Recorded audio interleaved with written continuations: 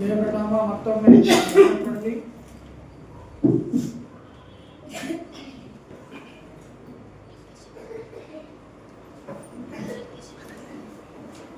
പ്രസംഗിക്കാൻ ഏറ്റവും പ്രയാസമുള്ള ഒരു സമയം.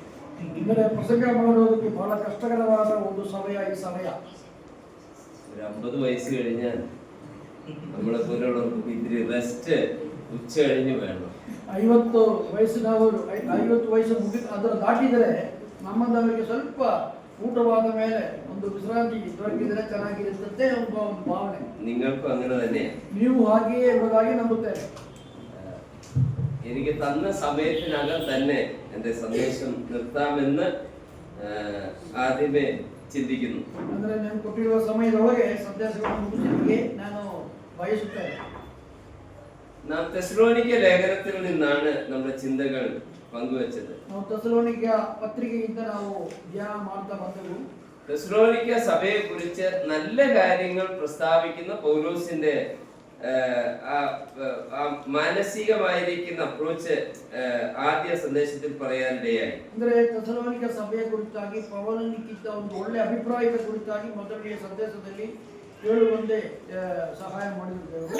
നല്ലത് കാണാനായിട്ട് നാം മനസ്സ് വെക്കുക. ನಾವು ಯಾವಾಗಲೂ ಒಳ್ಳೆಯದನ್ನ ಕಂಡುಕೊಳ್ಳುವಂತೆ ಒಳ್ಳೆಯದನ್ನ ಗುರುತಿಸುವಂತೆ ನಾವು ಪರಿಶ್ರಮಿಸಬೇಕು. പക്ഷേ നമ്മുടെ ശാരീരികമായിരിക്കുന്ന നിലവാരം എന്നുള്ളത് എപ്പോഴും എവിടെ ന്യൂനതകളുണ്ടോ എന്ന് തേടുകയാണ്. ಅಂದ್ರೆ ಶಾರೀರಿಕವಾಗಿ ಸಾಮಾನ್ಯವಾಗಿ ಎಲ್ಲಿ ಕೊರತೆಗಳಿದೆಯೋ ಅದನ್ನ ಹುಡುಕುವ ಒಂದು ಮನೋಭಾವವಾಗಿದೆ. നിങ്ങളൊരു വീട് ഓപ്പണിങ്ങിന് പോവുകയാണെങ്കിൽ ಒಂದು ಮನೆ ಹೊಸ ಮನೆಗೆ ಅಥವಾ ಹೊಸ ಮನೆಯ ಒಂದು ಪ್ರವೇಶಕ್ಕೆ ನೀವು ಹೋಗೋದಾದ್ರೆ വളരെ മനോഹരമായിട്ട് ആ വീട് ചെയ്തിരിക്കുന്നു. ಆ ಮನೆಯು ಬಹಳ ಕಷ್ಟಪಟ್ಟು ಬಹಳ ಚಂದವಾಗಿ ಅವರು ಕಟ್ಟಿರ್ತಾರೆ, ನಿರ್ಮಾಣ ಮಾಡಿರ್ತಾರೆ. എവിടെയെങ്കിലും ഒരു ഭാഗത്ത് ഈ പ്ലാസ്റ്ററിംഗ് ചെയ്തതിൽ ചെറിയൊരു പാകപ്പിഴ കണ്ടാൽ ಎಲ್ಲಾದರೂ ಆ ಒಂದು ಪ್ಲಾಸ್ಟರಿಂಗ್ ಮಾಡಿರೋ ಕಡೆ ಒಂದು ಸಣ್ಣ ಕೊರತೆಯನ್ನು ಕಂಡ್ರೆ ആ ബിൽഡിങ്ങിന്റെ മൊത്തം ആ സൗന്ദര്യത്തെ കുറിച്ച് പറയുന്നതിനേക്കാൾ നമ്മൾ ആദ്യം ശ്രദ്ധിക്കുന്നത് ഇതെങ്ങനെയാ പ്ലാസ്റ്റർ ചെയ്തതെന്ന്. ಅಂದ್ರೆ ಆ ಇಡೀ ಕಟ್ಟಡದ ಸೌಂದರ್ಯದ ಕುರಿತಾಗಿ ಹೇಳುವುದನ್ನ ಬಿಟ್ಟುಬಿಟ್ಟು ಈ ಕೊರತೆಯನ್ನ ತೋರಿಸುವವರಾಗಿರ್ತಾರೆ, ಅದರ ಬಗ್ಗೆ ಹೇಳುವವರಾಗಿರ್ತಾರೆ. ഇത് മാനുഷികമായ ഒരു നിലവാരമാണ്. ಇದು ಮಾನುಷಿಕವಾದ ಒಂದು ಸ್ಥಿತಿಯಾಗಿದೆ. ഇത് സഭയിലെ ശുശ്രൂഷകന്മാർ വളരെ കഷ്ടപ്പെട്ട് പ്രയാസപ്പെട്ട് സമർപ്പണത്തോടെ ദൈവസന്നിധിയിൽ പ്രാർത്ഥനയോടെ സഭയെ നയിച്ചാലും ആ ശുശ്രൂഷകന്മാർക്ക് അവരുടെ നന്മവശങ്ങളെ കാണുന്നതിനേക്കാൾ അവരുടെ ന്യൂനവശങ്ങളെ എടുത്തു പറയാനായിട്ടുള്ള ഒരു ശ്രമം സ്വാഭാവികമായിട്ടുണ്ടാകാറുണ്ട്. ಅಂದ್ರೆ ಸಭೆಯಲ್ಲೂ ಕೂಡ ದೇವರ ಸೇವೆ ಮಾಡುವವರು ಬಹಳ ಪ್ರಯಾಸಪಟ್ಟು ದುಡಿದು ಅವರು ಮಾಡುವಂತಹ ಆ ಸೇವೆಯ ಕುರಿತಾಗಿ ಮೆಚ್ಚುಗೆಯನ್ನ ವ್ಯಕ್ತಪಡಿಸುವುದಕ್ಕೆ ಬದಲಾಗಿ ಅದರಲ್ಲಿ ಏನು ಕೊರತೆ ಇದೆ ಎಂಬುದನ್ನ ಹುಡುಕಿ ಕಂಡುಹಿಡಿದು ಅದರ ಬಗ್ಗೆ ವಿಮರ್ಶನೆ ಮಾಡುವವರೇ ಹೆಚ್ಚು. ഞാൻ എന്റെ സഭയിൽ ഇങ്ങനെ ഉപദേശിക്കാറുണ്ട്. ನನ್ನ ಸಭೆಯಲ್ಲಿ ಈ ರೀತಿ ನಾನು ಮಾತನಾಡುವುದುಂಟು. നല്ലത് കാണാനായിട്ട് ഒരു പരിശ്രമം നാം നടത്തുകയാണെങ്കിൽ ಒಳ್ಳೆಯದನ್ನ കാണലിಕ್ಕೆ ನಾವು ಪರಿಶ್ರಮಿಸುವುದಾದರೆ മറ്റുള്ളവർക്കും അത് പ്രോത്സാഹനമായിരിക്കും. അവരും ഈ ഒരു ആറ്റിറ്റ്യൂഡിലേക്ക് വരുവാനിടയാകും. ಬೇರೆಯವರಿಗೂ ಸಹ ಅದು ಒಳ್ಳೆ ಮಾದರಿಯಾಗಿರುತ್ತದೆ ಮತ್ತು ಅವರು ಕೂಡ ಅದನ್ನ ಹಿಂಬಾಲಿಸ್ತಾರೆ. എന്നാൽ കറക്ഷൻ ആയിരിക്കുന്ന വിഷയങ്ങൾ പറയരുത് എന്നല്ല ഞാൻ പറയുന്നത്. ಅಂದ್ರೆ ತಿದ್ದುವಿಕೆಯ ಕುರಿತಾಗಿ ನಾವು ಏನು ಮಾತನಾಡಬಾರದು ಎಂಬುದಾಗಿ ಅಲ್ಲ ನಾನು ಹೇಳ್ತಾ ಇರೋದು. നന്മകളെല്ലാം പറഞ്ഞിട്ട് അതിന്റെ മറുവശത്തുള്ള തിന്മയായ കാര്യങ്ങളും സൂചിപ്പിക്കാനായിട്ട് കഴിയും. ನಾವು ಅಭಿಪ್ರಾಯವನ್ನ ವ್ಯಕ್ತಪಡಿಸುವಾಗ ಒಳ್ಳೆ ಸಂಗತಿಗಳನ್ನ ಮೊದಲು ಚೆನ್ನಾಗಿ ಹೇಳಿದ ನಂತರ ಅದರಲ್ಲಿರುವ ಕೊರತೆಯ ಕುರಿತಾಗಿ ನಾವು ವಿಮರ್ಶನೆ ಮಾಡಿದರೆ ಅದು ಚೆನ್ನಾಗಿರುತ್ತೆ. ഒരു ചെറിയ പ്രോത്സാഹനം മതി ഒരു വ്യക്തി വളരുവാൻ. ಒಬ್ಬ ವ್ಯಕ್ತಿ ಬೆಳೆಯಲಿಕ್ಕೆ ಒಂದು ಸಣ್ಣ ಪ್ರೋತ್ಸಾಹದ ಒಂದು ಮಾತು ಸಾಕಾಗಿದೆ. ഞാൻ അങ്ങനെ ഒരു പ്രോത്സാഹനം ലഭിച്ച ഒരു വ്യക്തിയാണ്. ನನಗೆ ಅಂತಹ ಪ್ರೋತ್ಸಾಹನ ದೊರಕಿರುವ ಅಥವಾ ಅನುಭವಿಸಿರುವ ಒಬ್ಬ ವ್ಯಕ್ತಿಯಾಗಿದ್ದೇನೆ. ഞങ്ങളുടെ സ്ഥലസഭയുടെ ഒരു കൺവെൻഷന് അനൗൺസ്മെന്റ് പോവുകയായിരുന്നു. ನಮ್ಮ ಸ್ಥಳೀಯ ಸಭೆಯಲ್ಲಿ ಒಂದು ಕೂಟ ಇತ್ತು. ಆ ಕೂಟದಲ್ಲಿ ಪ್ರಕಟಣೆ ಮಾಡಲಿಕ್ಕಾಗಿ ಹೋಗ್ತಾ ಇದ್ದೆ. ആദ്യമായിട്ട് മൈക്ക് കൈ കിട്ടിയ സമയം. ಅಂದ್ರೆ ಮೊದಲನೇದಾಗಿ ಮೈಕ್ ಅನ್ನ ನಾನು ಕೈಯಲ್ಲಿ ಹಿಡಿದಿರುವ ಒಂದು ಸಮಯ. ഞാൻ അനൗൺസ് ചെയ്തതെല്ലാം തെറ്റായിരുന്നു. ನಾನು ಪ್ರಕಟಣೆ ಮಾಡಿದ್ದೆ ಎಲ್ಲವೂ ತಪ್ಪಾಗಿತ್ತು. എന്നാൽ അന്ന് ആ വണ്ടിയിൽ ഉണ്ടായിരുന്ന സഭയിലെ ശുശ്രൂഷകന്മാർ എന്നെ എന്തായി കാണിച്ച് ഇങ്ങനെയൊക്കെയാണോ പറയണേ എന്ന് പറഞ്ഞ് എന്നെ ഒരുപാട് നെഗറ്റീവായിട്ട് ഡിസ്കറേജ് ചെയ്തെങ്കിൽ ഞാൻ നിങ്ങളുടെ മുൻപാകെ നിൽക്കുകയില്ല. ಅಂದ್ರೆ ಆ ಸಮಯದಲ್ಲಿ ಆ ಗಾಡಿಯಲ್ಲಿ ಇದ್ದ ಸಹೋದರರು ಎಂತ ಕೆಲಸ ಮಾಡಿದೆ, ನೀನು ಯಾವ ರೀತಿ ಪ್ರಕಟಣೆ ಮಾಡಿದೆ ಎಂಬುದಾಗಿ ನನ್ನ ಆ ಒಂದು ಪ್ರಕಟಣೆಯನ್ನ ಟೀಕೆ ಮಾಡಿ ಅದನ್ನ ನೀವು ವಿಮರ್ಶನೆ ಮಾಡಿ ನನ್ನನ್ನು ನಿರುತ್ಸಾಹಪಡಿಸಿದರೆ ಇವತ್ತು ನಿಮ್ಮ ಮುಂದೆ ನಾನು ಈ ರೀತಿ ನಿಲ್ಲಲಿಕ್ಕೆ ಸಾಧ್ಯವಾಗುತ್ತಿರಲಿಲ್ಲ. സാരമില്ല, അടുത്ത തവണ പറയുമ്പോൾ നന്നായിട്ട് പറയാൻ ദൈവ കൃപ തരും എന്ന് പറഞ്ഞ് എന്നെ പ്രോത്സാഹിപ്പിക്കാനിടയായി. ಸಹೋದರರು ಹೇಳಿದರು, ಪರವಾಗಿಲ್ಲ, ಮುಂದಿನ ಸಾರಿ ಇನ್ನು ಚೆನ್ನಾಗಿ ಮಾಡಬಹುದು, ನೀನು ಮಾಡ್ತೀಯ ಎಂಬುದಾಗಿ ನನಗೆ ಒಂದು ಪ್ರೋತ್ಸಾಹ ನೀಡಿದರು. പല നിലകളിലുള്ള കോൺഗ്രിഗേഷന്റെ മുൻപാകെ ഞാൻ നിന്നിട്ടുണ്ട്. ಇವು ಅನೇಕ ಸಭೆಗಳ ಮುಂದೆ ನಾನು ನಿಂತಿದ್ದೇನೆ. തമിഴ്നാട്ടിലുള്ള ഏറ്റവും വലിയ കോൺഫറൻസ് ആണ് ಈ ಕುಟ್ಟಾಲ ಕ್ಯಾಂಪ್. ಅಂದ್ರೆ ತಮಿಳುನಾಡಿನಲ್ಲಿ ಕುಟ್ರಾಲಂ ಮುಗಾಂ ಅಂದ್ರೆ ಕುಟ್ರಾಲಂ ಶಿಬಿರ, ಅದು ದೊಡ್ಡದಾದ ಒಂದು ಶಿಬಿರವಾಗಿದೆ. ಅನೇಕ ವರ್ಷങ്ങൾ ನಿರಂತರವಾയിട്ട് ಆ ಕುಟ್ಟಾಲത്തിന്റെ ಸ್ಪೀಕರ್ ಆയിട്ട് ನಿಂತಿട്ടുണ്ട്. ಆ ಕುಟ್ರಾಲಂ ಶಿಬಿರದಲ್ಲಿ ಅನೇಕ ಸಾರಿ ನಾನು ಸಂದೇಶ ಕೊಡುವ ಸಂದರ್ಭ ನನಗೆ ದೊರಕಿದೆ. ഞാൻ ഓർക്കുന്നുണ്ട്, എന്റെ സഭയിലെ സഹോദരന്മാർ അന്ന് എന്നെ തല്ലിക്കെടുത്തിയിരുന്നെങ്കിൽ ഇന്ന് ഞാനൊരു പ്രീച്ചറായിട്ട് മാറുകയില്ല. ಅಂದ್ರೆ ಆ ಪ್ರಾರಂಭದ ದಿನದಲ್ಲಿ ನಾನು ಮಾಡಿದ ಆ ಒಂದು ತಪ್ಪಿಗಾಗಿ ಆ ಸಹೋದರರು ನನ್ನ ಆ ಒಂದು ಆಸಕ್ತಿಯನ್ನು ನಂದಿಸಿದರೆ ನಾನು ಈ ರೀತಿ ನಿಲ್ಲಲಿಕ್ಕೆ ಸಾಧ್ಯವಾಗ್ತಿರಲಿಲ್ಲ. അപ്പോസ്തലനായ പൗലോസ് പറയുന്ന തെസ്സലോനിക്ക സഭയെ നിങ്ങളിൽ നല്ല ഗുണങ്ങളുണ്ട്. ಅಪೊಸ್ತಲನಾದ ಪೌಲನು ತೆಸಲೋನಿಕೆ ಸಭೆಯವರನ್ನು ನೋಡುತ್ತಾ ಹೇಳ್ತಾ ಇದ್ದಾರೆ, ನಿಮ್ಮಲ್ಲಿ ಒಳ್ಳೆ ಗುಣಗಳು ಅನೇಕ ಉಂಟು. ഒന്നാമത്തെ അധ്യായത്തിൽ നിങ്ങൾ നല്ല മാതൃകയുള്ളവരാണ്. ಒಂದನೇ ಅಧ್ಯಾಯದಲ್ಲಿ ನೋಡುವಾಗ ನೀವು ಒಳ್ಳೆ ಮಾದರಿಯುಳ್ಳ ಒಂದು ಸಭೆಯಾಗಿದೆ. രണ്ടാമത്തെ അധ്യായത്തിൽ നിങ്ങൾ വളരെ എഫക്റ്റീവായി മറ്റുള്ളവരെ ചലിപ്പിക്കുന്ന വിശ്വാസികളാണ്. ಎರಡನೇ ಅಧ್ಯಾಯದಲ್ಲಿ ನೀವು ಫಲಕಾರಿಯಾಗಿ ಬೇರೆಯವರನ್ನ ಚಲನಾತ್ಮಕವಾದ ರೀತಿಯಲ್ಲಿ ನಡೆಸುವಂತವರಾಗಿದ್ದೀರಿ. മൂന്നാമത്തെ അധ്യായത്തിലൂടെ എന്താണ് പൗലോസ് പറയുന്നത്? ಮೂರನೇ ಅಧ್ಯಾಯದಲ್ಲಿ ಪೌಲನು ಹೇಳುವಂತ ಸಂಗತಿ ಏನು? അതിന്റെ മൂന്നാം അധ്യായം 8-ാം വാക്യം. ಮೂರನೇ ಅಧ್ಯಾಯದ 8ನೇ ವಾಕ್ಯ, നിങ്ങൾ കർത്താവിൽ നിലനിൽക്കുന്നു എന്നറിഞ്ഞ് ഞങ്ങൾ വീണ്ടും ജീവിക്കുന്നു. ನೀವು ಕರ್ತನಲ್ಲಿ ದೃಢವಾಗಿ ನಿಂತಿದ್ದರೆ ನಮಗೆ ಜೀವಕಳೆ, ಅಂದರೆ ಇಲ್ಲಿ ನಿಂತಿದ್ದರೆ ಎಂಬುದಾಗಿದೆ. ನೀವು ಕರ್ತನಲ್ಲಿ ದೃಢವಾಗಿ ನಿಂತಿದ್ರೆ ನಮಗೆ ಜೀವಕಳೆ ಎಂಬುದಾಗಿ. തെസ്സലോനിക്ക സഭയോട് പറയുകയാണ്, നിങ്ങൾ കർത്താവിൽ നിലനിൽക്കുന്നവരാണ്. ನೀವು ತೆಸಲೋನಿಕೆ ಸಭೆಯವರನ್ನ ನೋಡಿ ಹೇಳ್ತಿದ್ದಾನೆ, ನೀವು ಕರ್ತನಲ್ಲಿ ಸ್ಥಿರವಾಗಿ ದೃಢವಾಗಿ ನಿಲ್ಲುವವರಾಗಿದ್ದೀರಿ. പ്രിയ കേശവ് സഹോദരനുടെ ഈ കമന്റേഷൻ സർവീസിൽ നിൽക്കുമ്പോൾ നമുക്ക് എല്ലാവർക്കും തന്നോട് പറയാൻ കഴിയുന്ന ഒരു സന്തോഷ കാര്യം എന്താണെന്ന്, കർത്താവിൽ നിലനിൽക്കണം. ಅಂದ್ರೆ ಈ ಒಂದು ಸಹೋದರ ಕೇಶವಮೂರ್ತಿ ಅವರ ಈ ಒಂದು ಶುಭಾಶಯ ಒಂದು ಕಾರ್ಯಕ್ರಮದಲ್ಲಿ ಅವರಿಗೆ ನಾವೆಲ್ಲರೂ ಹೇಳುವುದಕ್ಕಿರುವಂತಹ ಒಂದು ಮಾತೇನೆಂದರೆ, ಕರ್ತನಲ್ಲಿ ದೃಢವಾಗಿ ನಿಲ್ರಿ. അപ്പോസ്തലനായ പൗലോസ് 3-ാം അധ്യായം ഇങ്ങനെ ആരംഭിക്കുകയാണ്. അത് ഇങ്ങനെ പറയുവാനായിട്ട് ആഗ്രഹിക്കുന്നു. 3ನೇ ಅಧ್ಯಾಯ ಈ ರೀತಿ ಆತನು ಪ್ರಾರಂಭ ಮಾಡುತ್ತಿದ್ದಾನೆ, ಅದನ್ನು ಈ ರೀತಿ ನಾನು ಹೇಳಬಯಸುತ್ತೇನೆ. അതിന് 1-2 വാക്യം. ആകയാൽ സഹിച്ചുകൂടാഞ്ഞിട്ട് ഞങ്ങൾ അഥേനയിൽ തനിച്ചിരിക്കേണ്ടി വന്നാലും വേണ്ടതില്ല എന്ന് വെച്ച് ഈ കഷ്ടങ്ങളിൽ ആരും കുലുങ്ങിപ്പോകാതിരിക്കേണ്ടതിന് നിങ്ങളെ സ്ഥിരപ്പെടുത്തുവാനും നിങ്ങളുടെ വിശ്വാസം സംബന്ധിച്ച് നിങ്ങളെ പ്രബോധിപ്പിക്കാനുമായിട്ട് നമ്മുടെ സഹോദരനും ക്രിസ്തുവിന്റെ സുവിശേഷ ഘോഷണത്തിൽ ദൈവത്തിന്റെ ശുശ്രൂഷകനുമായ തിമോഥെയോസിനെ അയച്ചു. 1 ತೆಸಲೋನಿಕೆ 3ನೇ ಅಧ್ಯಾಯ 1-7. ಆದ್ದರಿಂದ ಇನ್ನು ತಡೆಯಲಾರದ ನಾವು ಅಥೇನೆಯಲ್ಲಿ ಒಬ್ಬೊಟ್ಟಿಗರಾಗಿಯೇ ಇರುವುದು ಒಳ್ಳೆಯದೆಂದು ಯೋಚಿಸಿ, ನಿಮ್ಮ ಮೇಲೆ ಬಂದಿರುವ ಸಂಕಟಗಳಲ್ಲಿ ಒಬ್ಬರು ಚಂಚಲರಾಗದಂತೆ ನಿಮ್ಮನ್ನು ದೃಢಪಡಿಸುವುದಕ್ಕೂ ನಿಮ್ಮ ನಂಬಿಕೆಯ ವೃದ್ಧಿಗಾಗಿ ಪ್ರಬೋಧಿಸುವುದಕ್ಕೂ ನಮ್ಮ ಸಹೋದರನು ಕ್ರಿಸ್ತನ ಸುವಾರ್ತೆಯ ಉದ್ಯೋಗದಲ್ಲಿ ದೇವರ ಸೇವಕನೂ ಆಗಿರುವ തിമോത്തിയനನ್ನು ನಿಮ್ಮ ಬಳಿಗೆ ಕಳುಹಿಸಿದೆವು. അതിന്റെ 1 മുതൽ 5 വരെയുള്ള വാക്യങ്ങളിൽ പൗലോസ് അവർക്ക് സഹായത്തിനായിട്ട് തിമോഥെയോസിനെ അയക്കുകയാണ്. 1ರಿಂದ 5ನೇ ವಾಕ್ಯದ ತನಕ ನಾವು ನೋಡುವಾಗ ಈ ತೆಸಲೋನಿಕೆ ಸಭೆಯವರ ಸಹಾಯಕ್ಕಾಗಿ ತಿಮೋಥೆಯನನ್ನು ಕಳುಹಿಸುವುದನ್ನು ನೋಡುತ್ತೇವೆ. അതിന്റെ 6 മുതൽ 8 വരെയുള്ള വാക്യങ്ങളിൽ പൗലോസ് ഒരു കത്ത് അവരുടെ കയ്യിൽ ഏൽപ്പിക്കുകയാണ്. 6ನೇ ವಾಕ್ಯದಿಂದ 8ನೇ ವಾಕ್ಯ ತನಕ ನೋಡುವಾಗ ಒಂದು ಕಾಗದವನ್ನ ಅಥವಾ ಒಂದು പത്രികಯನ್ನ ಬರೆದು ಅವರ ಜೊತೆಯಲ್ಲಿ ಕಳುಹಿಸುತ್ತಿದ್ದಾನೆ. അതിന്റെ 9 മുതൽ 13 വരെയുള്ള വാക്യങ്ങളിൽ അവന് ആ വിശ്വാസികളെ കുറിച്ച് പ്രാർത്ഥിക്കുന്നത് കാണുവാനായിട്ട് കഴിയും. 9ರಿಂದ 13ರ ತನಕ ನಾವು ಓದುವಾಗ ಅಲ್ಲಿರುವ ವಿಶ್ವಾಸಿಗಳ ಕುರಿತಾಗಿ ಅವರಿಗಾಗಿ ಪ್ರಾರ್ಥನೆ ಮಾಡುವಂತಹ ಭಾವಗಳನ್ನು ನೋಡುತ್ತೇವೆ. ഒരാളെ പറഞ്ഞു വിടുന്നു, ಒಬ್ಬರನ್ನ ಕಳುಹಿಸುತ್ತಿದ್ದಾನೆ, താൻ ആശ്വാസവാക്കുകൾ എഴുതി കൊടുത്തയക്കുന്നു, ಆದರಣೆಯ ಮಾತುಗಳನ್ನು ಬರೆದು ಕಳುಹಿಸುತ್ತಾನೆ, താൻ മുറ്റിന്മേൽ നിന്ന് പ്രാർത്ഥിക്കുന്നു. ಅವನು ಮೊಣಗಾಲೂರಿ ಪ್ರಾರ್ಥಿಸುತ್ತಿದ್ದಾನೆ. സുവിശേഷീകരണത്തിൽ ഇതെല്ലാം പങ്കാളിത്തങ്ങളാണ്. ಸ್ವಾರ್ಥ ಸೇವೆಯಲ್ಲಿ ಇದೆಲ್ಲ ಪಾಲುಗಾರಿಕೆಯಾಗಿದೆ. ഒരാളെ സഹായത്തിനായിട്ട് ഈ സ്ഥലസഭ പ്രവർത്തിക്കുന്ന മണ്ഡലത്തിലേക്ക് പറഞ്ഞയച്ചാൽ അത് വലിയൊരു കാര്യമാണ്. ಒಬ್ಬ ಸೇವಕರನ್ನು ಸೇವಕರು ಸೇವೆ ಮಾಡುವಂತಹ ಸ್ಥಳಕ್ಕೆ ಇಲ್ಲಿಂದ ಒಬ್ಬರನ್ನ ಕಳಿಸಿದ್ರೆ ಅದು ಬಹಳ ಉತ್ತಮವಾದ ಕಾರ್ಯ. ആ സഹോദരൻ അവിടെ പ്രവർത്തിക്കുമ്പോൾ ഇവിടെ നിന്ന് ഒരു കത്ത് ലഭിക്കുക. ഇന്നത്തെ കാലത്ത് കത്തിന് പ്രാധാന്യമില്ല എങ്കിലും ഫോണോ അല്ലെങ്കിൽ ആരെങ്കിലും വിളിച്ച് അന്വേഷിക്കുകയോ ചെയ്യുന്നത് വലിയ ആശ്വാസകരമാണ്. ಮತ್ತು ಅಲ್ಲಿ ಇರುವ ಸಹೋದರರಿಗೆ ಒಂದು ಕಾಗದ ಅಥವಾ ಒಂದು ಲೆಟರ್ ಕಳಿಸಿದ್ರೆ ಒಳ್ಳೆಯದು. ಇವತ್ತಿನ ಪ್ರಸ್ತುತ ಕಾಲದಲ್ಲಿ ಅದಕ್ಕೆಲ್ಲ ಹೆಚ್ಚು ಪ್ರಾಧಾನ್ಯತೆ ಇಲ್ಲ. ಆದರೆ ಒಂದು ಕರೆಯುವಿಕೆ, ಒಂದು ಫೋನಿನ ಮೂಲಕ ಅಥವಾ ಬೇರೆ ಯಾವುದೇ ರೀತಿಯಲ್ಲಿ ಸಂಪರ್ಕಿಸಿದರೆ ಅದು ಒಳ್ಳೆಯದು. ദൂരെയായിരുന്നാലും ഈ സഭയുമായി ബന്ധപ്പെട്ട് പ്രവർത്തിക്കുന്നവരെ കുറിച്ചുള്ളൊരു ഒരു അന്വേഷണം നമ്മുടെ ഭാഗത്ത് നിന്ന് ഉണ്ടാകുന്നത് വലിയ ആശ്വാസമായി തീരും. ದೂರದಲ್ಲಿದ್ದರೂ ಸಹ ಈ ಸಭೆಯ ಒಂದು ಕಾಳಜಿ ಅಥವಾ ಆಸಕ್ತಿ ಅವರ ಕುರಿತಾಗಿ ಉಂಟು ಎಂಬುದನ್ನು ತಿಳಿಯಪಡಿಸುವಂಥದ್ದು ಒಳ್ಳೆಯ ಸಂಗತಿ. മൂന്നാമത്തെ കാര്യം, ಮೂರನೆಯ ಸಂಗತಿ പ്രാർത്ഥിക്കുക. ಪ್ರಾರ್ಥನೆ ಮಾಡುವುದು. നിങ്ങൾക്കറിയാമോ, ഏറ്റവും വലിയ സപ്പോർട്ട് എന്ന് പറയുന്നത് പ്രാർത്ഥനയാണ്. ಅಂದ್ರೆ ಒಬ್ಬ ಸೇವಕರಿಗೆ ದೊರಕಬೇಕಾದ ಅತಿ ದೊಡ್ಡ ಬೆಂಬಲ ಏನಂದ್ರೆ ಅದು ಪ್ರಾರ್ಥನೆಯಾಗಿದೆ. മിഷണറി മൂവ്മെന്റ് ആയിരിക്കുന്ന FMBP അവർക്കൊരു ശ്ലോകമുണ്ട്, ഗോ ഓർ സെൻഡ്. FMBP ಎಂಬುದಾಗಿ ಒಂದು ಸಂಸ್ಥೆ ಇದೆ. ಅನೇಕ ಸೇವಕರನ್ನು ಅವರು ಕಳಿಸುತ್ತಾರೆ.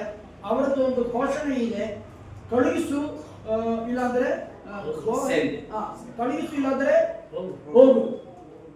നിങ്ങൾ പോകുക അല്ലെങ്കിൽ മറ്റുള്ളവരെ അയക്കുക. ನೀವು ಹೋಗಿರಿ, ಇಲ್ಲದೆ ಇದ್ದರೆ ಬೇರೆಯವರನ್ನ ಕಳುಹಿಸಿರಿ.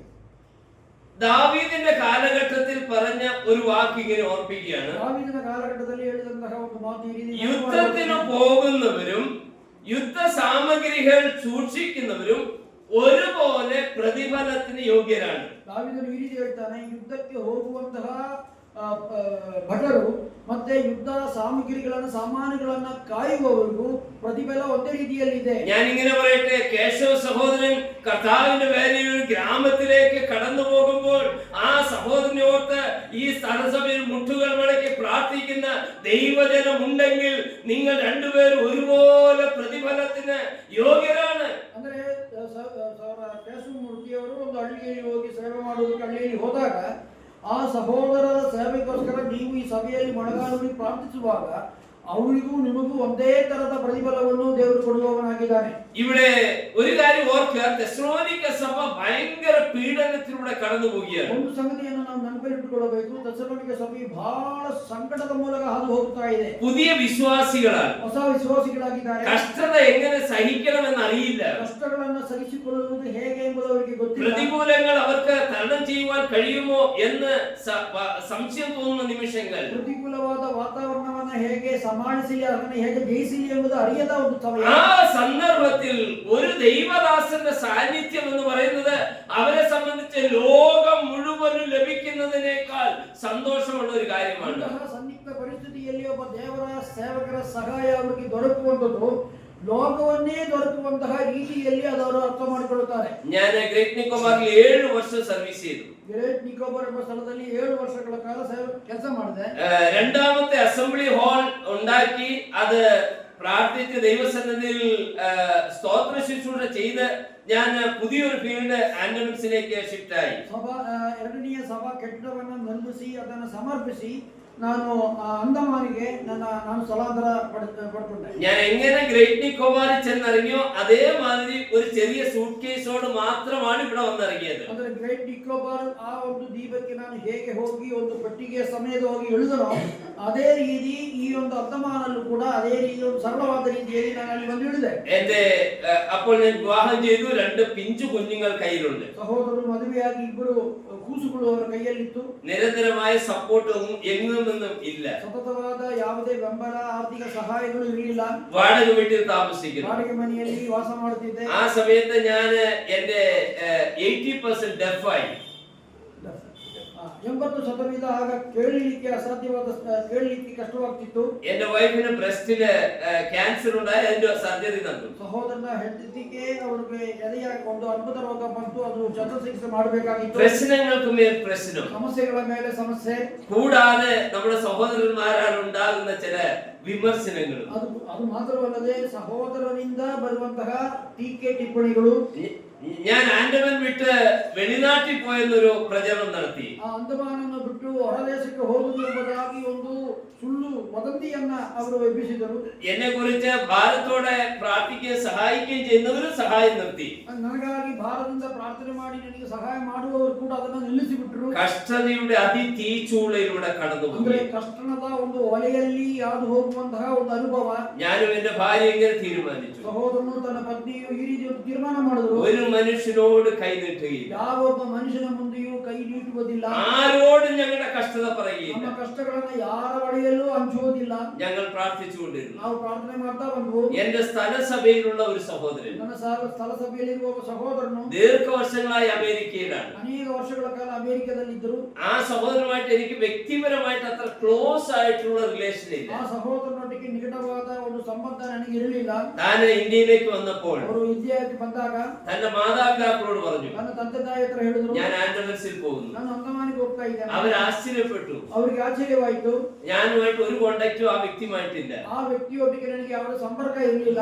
പാരന്റ്സ് ഞങ്ങളെ ഒരുപാട് സ്നേഹിക്കുന്നവരാണ്. ಅವರ ಪೋಷಕರು, ಆ ವ್ಯಕ್ತಿಯ ಸಹೋದರನ ಪೋಷಕರು ನಮ್ಮನ್ನು ಬಹಳಷ್ಟು ಪ್ರೀತಿಸುವವರು. ആ സഹോദരൻ ആൻഡമാൻസിൽ വന്നു. ಆ ಸಹೋದರನು ಅಂಡಮಾನಿಗೆ ಬಂದರು. ഞാനൊരു ചെറിയ വാടക വീട്ടിലാണ് താമസിക്കുന്നത്. ನಾನು ಅವಾಗ ಒಂದು ಚಿಕ್ಕ ಬಾಡಿಗೆ ಮನೆಯಲ್ಲಿ ವಾಸ ಮಾಡ್ತಿದ್ದೆ. സൗകര്യങ്ങളില്ലാത്തതുകൊണ്ട് തന്നെ ഒരു ഹോട്ടലിലേക്ക് കൊണ്ടുപോയി. ಯಾವ ಅನುಕೂಲ ಅವರಿಗೆ ಅಲ್ಲಿ ಉಳಿಲಿಕ್ಕೆ ಇಲ್ಲದೇ ಇರುವ ಕಾರಣದಿಂದ ಅವರನ್ನು ಒಂದು ಹೋಟೆಲ್ನಲ್ಲಿ ತಗ್ಗಿಸಿದೆ. ടാക്സി അവിടെ പോയി നിന്നപ്പോൾ പറഞ്ഞു, എവിടെയാ, നേരെ വീട്ടിലേക്ക് പോട്ടെ. ಅಂದ್ರೆ ಟ್ಯಾಕ್ಸಿಯಲ್ಲಿ ನಾನು ಕರ್ಕೊಂಡು ಹೋಗಿ ಹೋಟೆಲ್ ಬಳಿಯಲ್ಲಿ ನಿಲ್ಲಿಸಿದಾಗ ಅವರು ಹೇಳಿದರು, ಯಾಕೆ ಇಲ್ಲಿ ನಿಮ್ಮ ಮನೆಗೆ ಹೋಗೋಣ ಎಂಬುದಾಗಿ. വീട്ടിൽ വന്നു. ಅವರು ನಮ್ಮ ಮನೆಗೆ ചില ദിവസങ്ങൾ എന്നോട് കൂടെ താമസിച്ചു. ನನ್ನ ಜೊತೆಯಲ್ಲಿ ಕೆಲವು ದಿವಸಗಳ ಕಾಲ ಅವರು ವಾಸ ಮಾಡಿದರು. ഞാൻ തിരികെ പോയി തന്റെ സഭയിൽ ഇങ്ങനെ ഒരു വാക്ക് പറഞ്ഞു. ಅವರು ಹಿಂದಿರುಗಿ ಹೋಗಿ ಅವರ ಸಭೆಯಲ್ಲಿ ಈ ರೀತಿ ಒಂದು ಮಾತು ಹೇಳಿದರು. ഒരു സഹോദരനെ കമന്റ് ചെയ്ത് അയച്ചാൽ മാത്രം പോരാ. ಅಂದ್ರೆ ಒಬ್ಬ ಸಹೋದರನಿಗೆ ಶಿಫಾರಸು ಕೊಟ್ಟು ಕಳಿಸಿದರೆ ಮಾತ್ರ ಸಾಲದು. അവൻ ജീവനോടിരിക്കുന്നോ ചത്തോ എന്നും കൂടെ അന്വേഷിക്കണം. ಅವರು ಬದುಕಿದಾರಾ ಅಥವಾ ಸತ್ತಿದ್ದಾರಾ ಎಂಬುದನ್ನು ಕೂಡ ನೀವು ಹುಡುಕಬೇಕು. എന്റെ സ്ഥലസഭയ്ക്ക് എന്റെ ഒരു ഉത്സാഹം ലഭിക്കാൻ അത് കാരണമായിരുന്നു. ನನ್ನ ಸ್ಥಳ ಸಭೆಗೆ ಅದೊಂದು ಪ್ರೋತ್ಸಾಹಕ್ಕೆ ಕಾರಣವಾಗಿತ್ತು. അന്ന് മുതൽ അവർ പ്രാർത്ഥിക്കുകയും സഹായിക്കാൻ ഈ സഹോദരൻ തനിക്ക് ചെയ്യാവുന്ന ദ ബെസ്റ്റ് കർത്താവിന്റെ വേദനയ്ക്ക് വേണ്ടി ചെയ്യുവാനിടയായി. ಆ ಸಹೋದರನು ತನ್ನಲ್ಲಿ ಸಾಧ್ಯವಾದಷ್ಟು ಸಹಾಯ ಮಾಡಲಿಕ್ಕೆ ಮತ್ತು ಅವರ ಮೂಲಕ ನನ್ನ ಸಭೆಯವರು, ಸ್ಥಳೀಯ ಸಭೆಯವರು ಪ್ರಾರ್ಥನೆ ಮಾಡಲಿಕ್ಕೂ ಸಹಾಯ ಮಾಡಲಿಕ್ಕೂ ಪ್ರಾರಂಭ ಮಾಡಿದರು. പ്രിയ സഹോദരനോട് കുടുംബത്തോട് ഇങ്ങനെ ഒരു വാക്ക് പറയുകയാണ്. ಈ ಪ್ರಿಯ ಸಹೋದರನಿಗೂ ಮತ್ತು ಅವರ ಕುಟುಂಬಕ್ಕೆ ಈ ಒಂದು ശുശ്രൂഷ മണ്ഡലങ്ങൾ എപ്പോഴും അനുകൂലമായിരിക്കണമെന്ന് ചിന്തിക്കരുത്. ಸೇವಾ ಕ್ಷೇತ್ರದಲ್ಲಿ ಯಾವಾಗಲೂ ನಮಗೆ ಅನುಕೂಲವಾದ ಪರಿಸ್ಥಿತಿ ಇರುತ್ತೆ ಎಂಬುದಾಗಿ ನಾವು ಎಣಿಸಬಾರದು. ചിലപ്പോൾ അതികഠിനമായ കഷ്ടതകളിലൂടെ ഞെരുക്കങ്ങളിലൂടെ കടന്നുപോകും. ಕೆಲವು ಸಂದರ್ಭಗಳಲ್ಲಿ ಬಹಳ ಕಷ್ಟಕರವಾದ ಪರಿಸ್ಥಿತಿಯ ಮೂಲಕ ಹಾದು ಹೋಗಬೇಕಾಗಿ ಬರುತ್ತದೆ. ഇവിടെ അപ്പോസ്തലനായ പൗലോസ് തെസ്സലോനിക്ക വിശ്വാസികളോട് പറയുകയാണ്. ಅಪೊಸ್ತಲನಾದ ಪೌಲನು ತೆಸಲೋನಿಕ ವಿಶ್ವಾಸಿಗಳಿಗೆ ಹೇಳುತ್ತಿದ್ದಾನೆ, മൂന്നാം വാക്യം, കഷ്ടം അനുഭവിപ്പാൻ നാം നിയമിക്കപ്പെട്ടിരിക്കുന്നു എന്ന് നിങ്ങൾ തന്നെ അറിയുന്നുവല്ലോ. 3 ಸಂಕಟಗಳನ್ನು ಅನುಭವಿಸುವುದಕ್ಕಾಗಿ ನಾವು ನೇಮಿಸಲ್ಪಟ್ಟವರೆಂದು ನೀವೇ ಬಲ್ಲಿರಷ್ಟೇ. അവരറിയാൻ കാരണം എന്താ? 4-ാം വാക്യം പറയാം, നാം കഷ്ടം അനുഭവിക്കേണ്ടി വരുമെന്ന് ഞങ്ങൾ നിങ്ങളോട് കൂടെ ഇരുന്നപ്പോൾ മുമ്പ് കൂട്ടി പറഞ്ഞിട്ടുമുണ്ട്, അവണ്ണം തന്നെ സംഭവിച്ചു എന്ന് നിങ്ങൾ അറിയുന്നു. 4ನೇ ವಾಕ್ಯ, ಬಲ್ಲಿರಷ್ಟೇ, ನಾವು ನಿಮ್ಮ ಬಳಿಯಲ್ಲಿ ಇದ್ದಾಗ ಸಂಕಟವನ್ನು ಅನುಭವಿಸಲೇಬೇಕೆಂದು ಮುಂದಾಗಿ ಹೇಳಿದವಲ್ಲ, ಅದರಂದೇ ಆಯ್ತು. ഇവിടെ അവരോട് കൂടെ ഇരുന്നപ്പോൾ പൗലോസ് പറയാൻ, നമുക്കൊക്കെ കഷ്ടങ്ങളുണ്ട്. പൗലನು ಅವರ ಜೊತೆಯಲ್ಲಿ ಇದ್ದಾಗ ಅವರಿಗೆ ಹೇಳಿದಂತ ಮಾತು, ನಮಗೆ ಕಷ್ಟಗಳುಂಟು. ദൂരെ പോയപ്പോഴും പറയുകയാണ്, ഞാൻ നിങ്ങളോട് പറഞ്ഞ കാര്യം നിങ്ങളിപ്പോ അനുഭവിക്കാമെന്ന് എനിക്കറിയാം. നിങ്ങൾ കഷ്ടത അനുഭവിപ്പാൻ നിയമിക്കപ്പെട്ടവരാണ്. ಈಗ ಅವರು ಕಷ್ಟಗಳನ್ನ ತೆಸಲೋನಿಕ ಸಭೆಯವರು ಅನುಭವಿಸ್ತಾ ಇದ್ದಾರೆ. ಈಗ ದೂರದಿಂದ ಅವರಿಗೆ ಪತ್ರಿಕೆಯನ್ನು ಬರೆದಿದ್ದಾನೆ, ಹೌದು ನೀವು ಕಷ್ಟಗಳನ್ನ ಅನುಭವಿಸ್ತಾ ಇದ್ದೀರಿ ಎಂಬುದಾಗಿ ನನಗೆ ಗೊತ್ತು. ഇന്ന് അനേക സഭകളിൽ കഷ്ടത വന്നു കഴിഞ്ഞാൽ അത് ശാപമാണെന്നും അത് ദൈവികമല്ലെന്നും ഒക്കെ പഠിപ്പിക്കുന്ന സഭകൾ ബാംഗ്ലൂർ സിറ്റിയിലുണ്ട്. ಅನೇಕ ಸಭೆಗಳಲ್ಲಿ, ಅದು ಬೆಂಗಳೂರು ಪಟ್ಟಣದಲ್ಲಿ ಕೆಲವು ಸಭೆಗಳಿಗೆ ಕಷ್ಟ, ಸಂಕಟಗಳು, ಸಮಸ್ಯೆಗಳು ಬಂದಾಗ ಅದು ಒಂದು ಶಾಪ ಎಂಬುದಾಗಿ ಅದನ್ನ ಬಣ್ಣಿಸುವಂತಹ ಸಭೆಗಳಿದ್ದಾವೆ. അത് ക്രിസ്തുവിന്റെ ഉപദേശമല്ല. ಅದು ಕ್ರಿಸ್ತನ ಬೋಧನೆಯಲ್ಲ. ക്രിസ്തുവിന്റെ ഉപദേശം എന്താണ്? ಕ್ರಿಸ್ತನ ಬೋಧನೆ ಏನು? യോഹന്നാൻ 16-ാം അധ്യായത്തിന്റെ 33-ാം വാക്യം, ಯೋಹಾನ ಸುವಾರ್ತೆ 16:33 നിങ്ങൾക്ക് എന്നിൽ സമാധാനം ഉണ്ടാകേണ്ടതിന് ഇത് നിങ്ങളോട് സംസാരിച്ചിരിക്കുന്നു. ലോകത്തിൽ നിങ്ങൾക്ക് കഷ്ടമുണ്ട്, എങ്കിലും ധൈര്യപ്പെടുവിൻ, ഞാൻ ലോകത്തെ ജയിച്ചിരിക്കുന്നു. ಯೋಹಾನ 16:33, ನೀವು ನನ್ನಲ್ಲಿದ್ದು ಮನಃಶಾಂತಿಯನ್ನು ಹೊಂದಿದವರಾಗಬೇಕೆಂದು ಇದನ್ನೆಲ್ಲ ನಿಮಗೆ ಹೇಳಿದ್ದೇನೆ. ಈ ಲೋಕದಲ್ಲಿ ನಿಮಗೆ ಸಂಕಟಗೊಂಡು ಧೈರ್ಯವಾಗಿರಿ, ನಾನು ಲೋಕವನ್ನು ಜಯಿಸಿದ್ದೇನೆ ಎಂದು ಹೇಳಿದನು. ഇവിടെ 1 Corinthians 4-ാം അധ്യായം ಮೊದಲನೇ ಕೊರಿಂಥದವರಿಗೆ 4ನೇ ಅಧ್ಯಾಯ അതിന്റെ 9-ാം വാക്യം. 9ನೇ ವಾಕ್ಯ. ഞങ്ങൾ ലോകത്തിന് ദൂതന്മാർക്കും മനുഷ്യർക്കും തന്നെ കൂത്തുകാഴ്ചയായി തീർന്നിരിക്കാൻ ദൈവം അപ്പോസ്തലന്മാരെ ആയ ഞങ്ങളെ ഒടുക്കത്തവരായി മരണവിധിയിൽ ഉൾപ്പെട്ടവരെ പോലെ നിർത്തി എന്ന് എനിക്ക് തോന്നുന്നു. 1ನೇ ಕೊರಿಂಥ 4:9.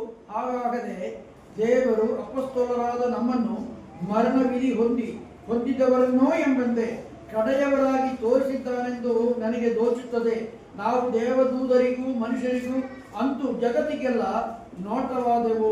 2 കൊരിന്ത്യർ 4:16 വാക്യം ഇങ്ങനെ വായിക്കുകയാണ്. 2 കൊരിന്ത്യർ 4:16 നോಡ್ತೇವೆ. അതുകൊണ്ട് ഞങ്ങൾ അധൈര്യപ്പെടാതെ ഞങ്ങളുടെ പുറമേയുള്ള മനുഷ്യൻ ക്ഷയിച്ചു പോകുന്നെങ്കിലും ഞങ്ങളുടെ അകമേയുള്ളവൻ നാൾക്ക് നാൾ പുതുക്കം പ്രാപിക്കുന്നു. നൊടി നേരത്തേക്കുള്ള ഞങ്ങളുടെ ലഘുവായ കഷ്ടം അത്യന്തം അനവധിയായി തേജസ്സിന്റെ നിത്യകണം ഞങ്ങൾക്ക് കിട്ടുവാൻ ഹേതുവാകുന്നു. കാണുന്നതിനെയല്ല, കാണാത്തതിനെ അത്ര ഞങ്ങൾ നോക്കിക്കൊണ്ടിരിക്കും. കാണുന്നത് താൽക്കാലികം, കാണാത്തതോ ನಿತ್ಯಂ. 2 ಕೊರಿಂಥರ್ 4:16 ಆದ್ದರಿಂದ ನಾವು ಧೈರ್ಯಗೆಡುವುದಿಲ್ಲ. ನಮ್ಮ ದೇಹವು ನಾಶವಾಗುತ್ತಾ ಇದ್ದರೂ ನಮ್ಮ ಆಂತರ್ಯವು ದಿನೇ ದಿನೇ ಹೊಸದಾಗುತ್ತಾ ಬರುತ್ತದೆ. ಹೇಗೆಂದರೆ ಕ್ಷಣ ಮಾತ್ರವಿರುವ ನಮ್ಮ ಹಗುರವಾದ ಸಂಕಟವು ಅತ್ಯಂತ ಅಧಿಕವಾದ ಪ್ರತಿಫಲವನ್ನು ಉಂಟು ಮಾಡಿ ನಮ್ಮ ನಿರಂತರವಾಗಿರುವ ಗೌರವವಾದ ಪ್ರಭಾವವನ್ನು ದೊರಕಿಸುತ್ತದೆ. ನಾವು ಕಾಣುವಂಥದ್ದನ್ನು ಲೆಕ್ಕಿಸದೆ ಕಾಣದೇ ಇರುವಂಥದ್ದನ್ನು ಲೆಕ್ಕಿಸುವವರಾಗಿದ್ದೇವೆ. കാണുവന്നത് ಸ್ವಲ್ಪ ಕಾಲ ಮಾತ್ರ ಇರುವುದು, ಕಾಣದಿರುವಂಥದ್ದು ಸದಾ ಕಾಲವೂ ಇರುವುದು. ഇവിടെ പറയുകയാണ് നാം അധൈര്യപ്പെടരുത്. ಇಲ್ಲಿ ನಾವು ಅಧೈರ್ಯಪಡಬಾರದು. നമ്മുടെ കഷ്ടതയുണ്ട്, വാസ്തവമാണ്. ನಮ್ಮ ಕಷ್ಟಗಳುಂಟು, ಸಂಕಟಗಳುಂಟು. എന്നാൽ നൊടി നേരത്തേക്കുള്ള ലഘുവായ കഷ്ടം, ಅದು ಕ್ಷಣ ಮಾತ್ರ ಇರುವ ಹಗುರವಾದ ಕಷ್ಟ. അതുകൊണ്ടുണ്ടാകുന്ന തേജസ്സിന്റെ നിത്യകണം നമുക്ക് ലഭിക്കുകയാണ്. ಅದರಿಂದ ನಮಗೆ ದೊರಕುವಂಥದ್ದು ಏನೆಂದರೆ ಅತ್ಯಂತ ಅಧಿಕವಾದ ಪ್ರತಿಫಲ, ಅಂದ್ರೆ ಮಹಿಮೆಯ ಪ್ರತಿಫಲ ನಮಗೆ ದೊರಕುತ್ತದೆ. 5 കിരീടങ്ങളെ കുറിച്ച് ഞാൻ രാവിലത്തെ സന്ദേശത്തിൽ പറഞ്ഞു. ಬೆಳಗ್ಗೆ 5 ಜಯಮಾಲೆಯ ಕುರಿತಾಗಿ ನಾನು ಹೇಳಿದೆ. പരീക്ഷ സഹിക്കുന്ന മനുഷ്യൻ ഭാഗ്യവാൻ, ಸಂಕಟವನ್ನು ಸಹಿಸುವ ಮನುಷ್ಯನು ಧನ್ಯನು. അവന് ജീവകിരീടം ലഭിക്കും. ಅವನಿಗೆ ಜೀವವೆಂಬ ಜಯಮಾಲೆಯು ದೊರಕುತ್ತದೆ. ഏതൊരു പ്രവൃത്തിക്കും അതിന്റെ പിന്നിൽ സ്വർഗ്ഗത്തിലെ ദൈവം നമ്മെ മനസ്സിലാക്കുകയും കരുതുകയും ചെയ്യുന്ന ദൈവമാണ്. ದೇವರ ಸೇವೆಯಲ್ಲಿ ನಾವು ಪಡುವಂತಹ ಪ್ರಯಾಸ ಎಲ್ಲವನ್ನು ಸೂಕ್ಷ್ಮವಾಗಿ ನೋಡಿ ಅದಕ್ಕೆ ತಕ್ಕಂತ ಪ್ರತಿಫಲವನ್ನು ಕೊಡುವಂತಹ ದೇವರು ನಮಗಿದ್ದಾನೆ. ഇത് 4-ാം അധ്യായത്തിന്റെ 5 മുതലുള്ള 8 മുതലുള്ള വാക്യങ്ങൾ ഇങ്ങനെയാണ് വായിക്കുന്നത്. 2 കൊരിന്ത്യരവരെಗೆ 4:8 ഓതുತ್ತೇವೆ. ഞങ്ങൾ സകല വിധത്തിലും കഷ്ടം സഹിക്കുന്നവരെങ്കിലും ഇടുങ്ങിയിരിക്കുന്നില്ല, ബുദ്ധിമുട്ടുന്നവരെങ്കിലും നിരാശപ്പെടുന്നില്ല, ഉപദ്രവം അനുഭവിക്കുന്നവരെങ്കിലും ഉപേക്ഷിക്കപ്പെടുന്നില്ല, വീണ് കിടക്കുന്നവരെങ്കിലും നശിച്ചു പോകുന്നില്ല. യേശുവിന്റെ ജീവൻ ഞങ്ങളുടെ ശരീരത്തിൽ വെളിപ്പെടേണ്ടതിന് യേശുവിന്റെ മരണം ശരീരത്തിൽ എപ്പോഴും വഹിക്കുന്നു. 2 കൊരിന്ത്യർ 4:8 ಸರ್ವ ವಿಧದಲ್ಲಿಯೂ ನಮಗೆ ಇಕ್ಕಟ್ಟು ಇದ್ದರೂ ನಾವು ಅತಿ ಸಂಕಟ ಪಡುವವರಲ್ಲ. ನಾವು ದಿಕ್ಕು ಕಾಣದವರಾಗಿದ್ದರೂ ಕೇವಲ ದಸೆಗೆಟ್ಟವರಲ್ಲ. ಹಿಂಸೆ ಪಡುವವರಾಗಿದ್ದರೂ ಕೈ ಬಿಡಲ್ಪಟ್ಟವರಲ್ಲ. ಕೆಡವಲ್ಪಟ್ಟವರಾಗಿದ್ದರೂ ಪ್ರಾಣ ನಷ್ಟಪಡುವವರಲ್ಲ. ಯೇಸುವಿನ ಜೀವವು ನಮ್ಮ ದೇಹದಲ್ಲಿ ಉಂಟೆಂದು ತೋರಿ ಬರುವುದಕ್ಕಾಗಿ ಯೇಸುವಿನ ಮರಣಾವಸ್ಥೆಯನ್ನು ನಾವು ಯಾವಾಗಲೂ ದೇಹದಲ್ಲಿ ಅನುಭವಿಸುತ್ತಾ ತಿರುಗಾಡುತ್ತೇವೆ.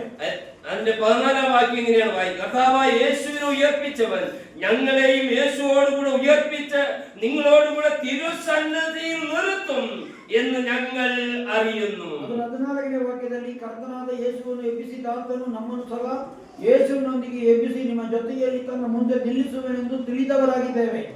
ഇവിടെ പൗലോസ് പറയുന്ന കാര്യങ്ങളിലൊക്കെ ഒരു കാര്യം വളരെ വ്യക്തമായിട്ട് പറയുകയാണ്. പൗലോസ് ಇಲ್ಲಿ ಹೇಳುವಂತ ಸಂಗತಿಗಳಲ್ಲಿ ಒಂದು ಸಂಗತಿಯನ್ನು ಬಹಳ ಸ್ಪಷ್ಟವಾಗಿ ಹೇಳ್ತಾನೆ. ഞാൻ അറിയുന്നു, ನನಗೆ ಗೊತ್ತಿದೆ, ഞാൻ അറിയുന്നു. ನನಗೆ ಗೊತ್ತಿದೆ. It's a very personal assurance of Christian life. ಒಂದು ಕ್ರೈಸ್ತ ಜೀವಿತದಲ್ಲಿ ಒಂದು ವೈಯಕ್ತಿಕವಾದ ಅನುಭವ, ಅದು ಬಹಳ ಪ್ರಾಮುಖ್ಯವಾದದ್ದು. യോഹന്നാന്റെ സുവിശേഷം 9-ാം അധ്യായത്തിൽ നമുക്കറിയാം ഒരു കുരുടനെ കർത്താവ് സൗഖ്യമാക്കുന്നു. ಯೋಹಾನ ಸುವಾರ್ತೆ 9ನೇ ಅಧ್ಯಾಯದಲ್ಲಿ ಒಬ್ಬ ಕುರುಡನನ್ನು ಕರ್ತನು ಗುಣಪಡಿಸುವುದನ್ನು, ಸುಖಪಡಿಸುವುದನ್ನು ನೋಡುತ್ತೇವೆ. ആ കുരുടന് പല ദിക്കുകളിൽ നിന്ന് പ്രതിസന്ധികൾ വരികയാണ്.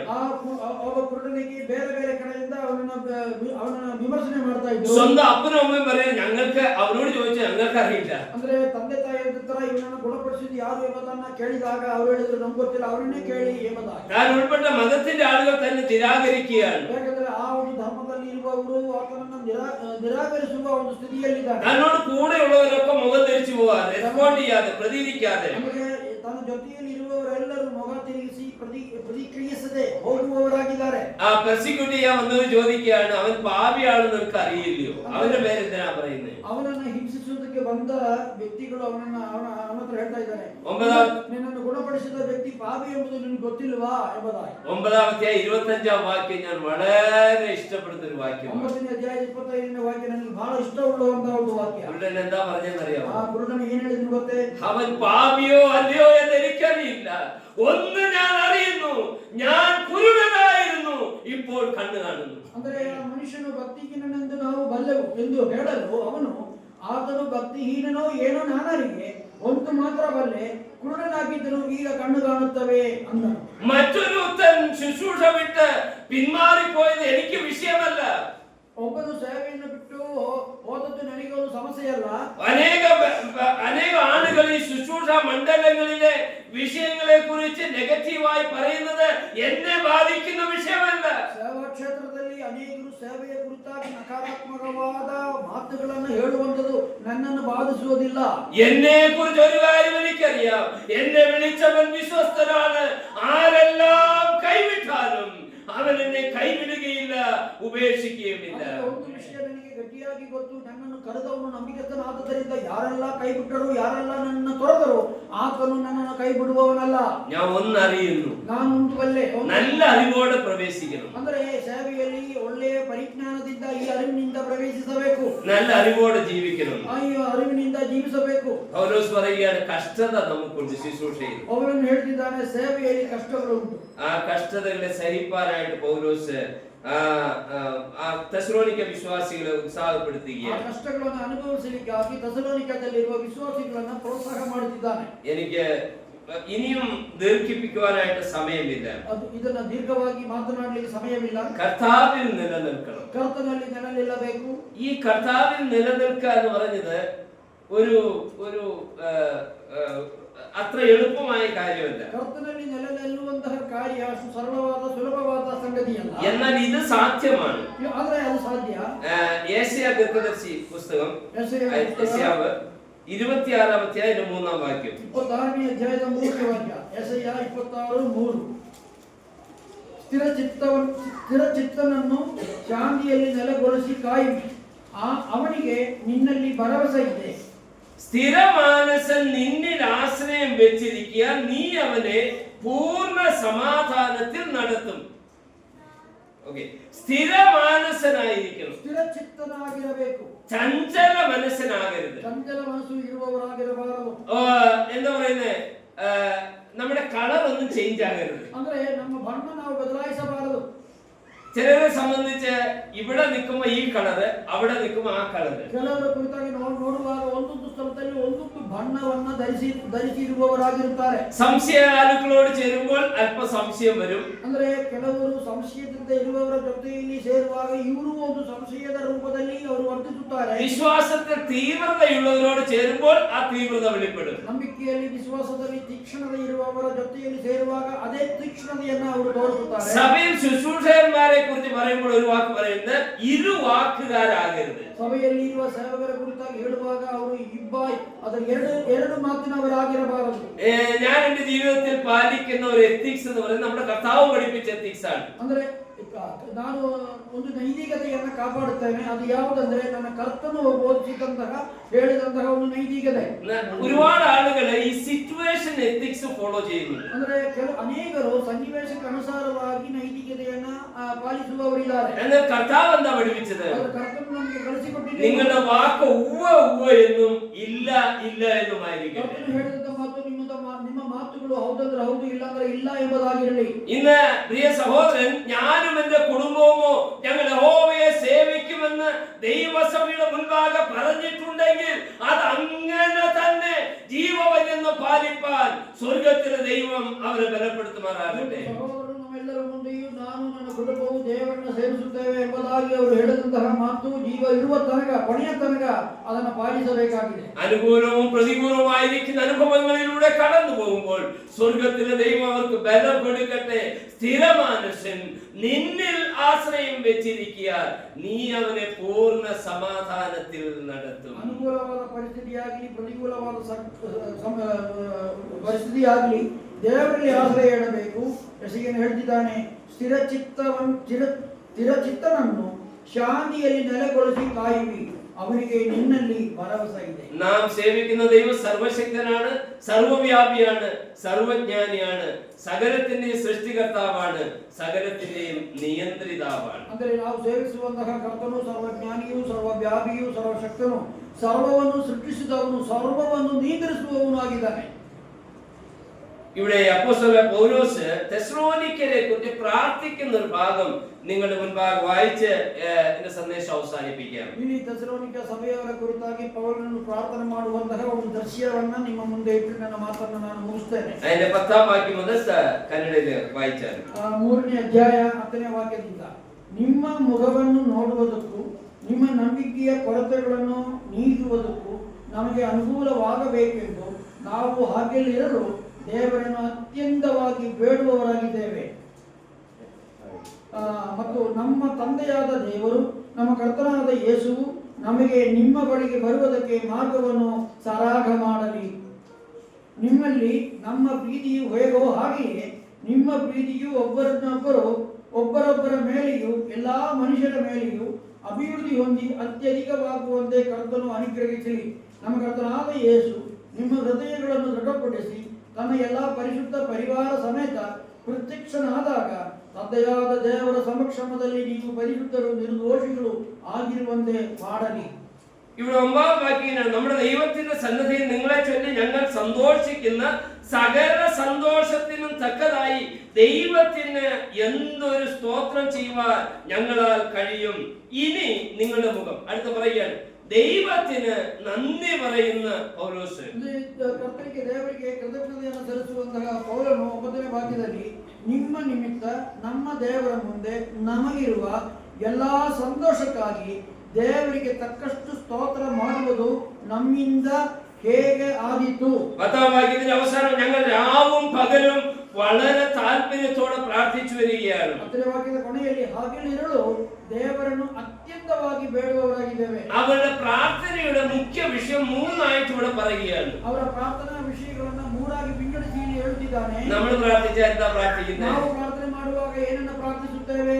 ഞാൻ സുഖമായിരിക്കണം, ನಾನು ಸುಖವಾಗಿರಬೇಕು, എന്റെ കുടുംബം സുഖമായിരിക്കണം, ನನ್ನ കുടുംಬ ಚೆನ್ನಾಗಿರಬೇಕು, എന്റെ മക്കൾ എസ്റ്റാബ്ലിഷ് ആകണം, ನನ್ನ മക്കൾ സ്ഥാಪಿಸಲ್ಪಡಬೇಕು, എന്റെ ദേശത്തിന്റെ ജനം നന്നായിരിക്കണം, ನನ್ನ ದೇಶದ ಜನರು ಚೆನ್ನಾಗಿರಬೇಕು. നമ്മുടെ പ്രാർത്ഥനകളിലൊക്കെ നാം മോർ സെൽഫിഷ് ആണ്. ಅಂದ್ರೆ ನಮ್ಮ ಪ್ರಾರ್ಥನೆಗಳಲ್ಲಿ ಹೆಚ್ಚು ನಾವು ಸ್ವಾರ್ಥಪರವಾಗಿ ಪ್ರಾರ್ಥನೆ ಮಾಡ್ತೇವೆ. എന്നാ പൗലോസ് എന്താ ചെയ്തെന്നറിയാമോ? ಆದ್ರೆ ಪೌಲನು ಮಾಡಿದ್ದೇನು ಗೊತ್ತೇ? പൗലോസ് പറഞ്ഞതല്ല തന്നെ കുറിച്ചൊന്നുമല്ല. ಪೌಲನು ತನ್ನನ್ನು ಕುರಿತಾಗಿ ಏನು ಬೇಡಲಿಲ್ಲ. അവിടെ പറയുന്നത് their faith might mature. ಅವರ ನಂಬಿಕೆಯು ಅಭಿವೃದ್ಧಿ ಒಂದು ಆಗಬೇಕೆಂಬುದಾಗಿ. ഒരു വിശ്വാസത്തിലിരിക്കുന്ന ദൈവജനമാണ്. ಅವರು ನಂಬಿಕೆಯಲ್ಲಿರುವ ದೇವಜನರಾಗಿದ್ದಾರೆ. ആ വിശ്വാസത്തിൽ അവർ പക്വത പ്രാപിക്കണം. ಆ ಒಂದು ನಂಬಿಕೆಯಲ್ಲಿ ಅವರು ಪರಿಪಕ್ವತೆಯನ್ನು ಹೊಂದಬೇಕು. സ്ഥലസഭയെ കുറിച്ചുള്ള എൽഡേഴ്സിന്റെ ഭാരം എന്നുള്ളത് ആ സ്ഥലസഭ മെച്യൂർഡ് ആകണമെന്നുള്ളതാണ്. ಸ್ಥಳಸಭೆಯ ಕುರಿತಾಗಿ ಹಿರಿಯರಿಗೆ ಇರುವಂತಹ ಒಂದು ಭಾರ ಏನೆಂದರೆ ಆ ಸಭೆಯು ಆತ್ಮೀಯವಾಗಿ ಅಭಿವೃದ್ಧಿ ಹೊಂದಬೇಕು. ഒന്നാമത്തെ കാര്യം, അവർ വിശ്വാസത്തിന്റെ കുറവ് തീർന്ന്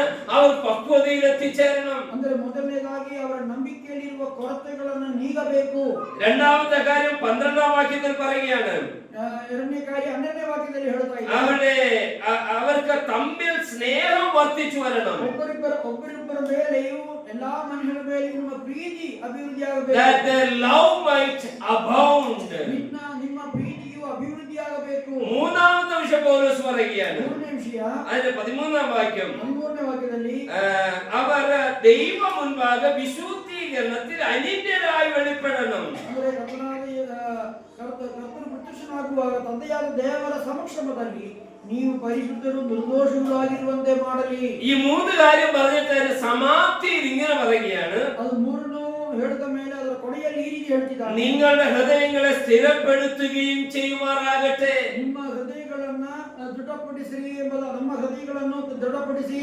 നമ്മുടെ വിശ്വാസം ശരിയാണെങ്കിൽ, ನಮ್ಮ ನಂಬಿಕೆಯು ಸರಿಯಾದದ್ದಾದರೆ, നമ്മുടെ പ്രത്യാശ ശരിയാണെങ്കിൽ, ನಮ್ಮ ನಿರೀಕ್ಷೆಯು ಸರಿಯಾದದ್ದಾದರೆ, നമ്മുടെ സ്നേഹം ശരിയാണെങ്കിൽ, ನಮ್ಮ ಪ್ರೀತಿಯು ಅದು ನಿಜವಾಗಿದ್ದರೆ, സമ്പൂർണ്ണ ക്രിസ്തീയ ജീവിതത്തിന്റെ ഭാഗം ശരിയാണെന്ന് പറയാനായിട്ട് കഴിയും. ನಮ್ಮ ಕ್ರಿಸ್ತಿಯ ಜೀವಿತದ ಸರ್ವಾತ್ಮಕ ಸಂಪೂರ್ಣತೆಯ ಅದು ಸಂಪೂರ್ಣತೆಯು ಒಳ್ಳೆಯದಾಗಿರುತ್ತೆ, ಚೆನ್ನಾಗಿರುತ್ತೆ ಎಂಬುದಾಗಿ ಹೇಳಬಹುದು. 1 കൊരിന്ത്യർ 13ന്റെ 13 ഇങ്ങനെ വായിക്കുന്നു, ಮೊದಲನೇ ಕೊರಿಂಥ 13:13 ನಾವು ಈ ഇവ മൂന്നും നിലനിൽക്കുന്നു. ಅಂದ್ರೆ ಮೂರು ಸಂಗತಿಗಳು ನೆಲೆನಿಲ್ಲುವುದು. ഏതാണ് ഈ മൂന്ന് കാര്യങ്ങൾ? ಆ ಮೂರು ಸಂಗತಿಗಳು ಏನಾಗಿದೆ? വിശ്വാസം, പ്രത്യാശ, സ്നേഹം.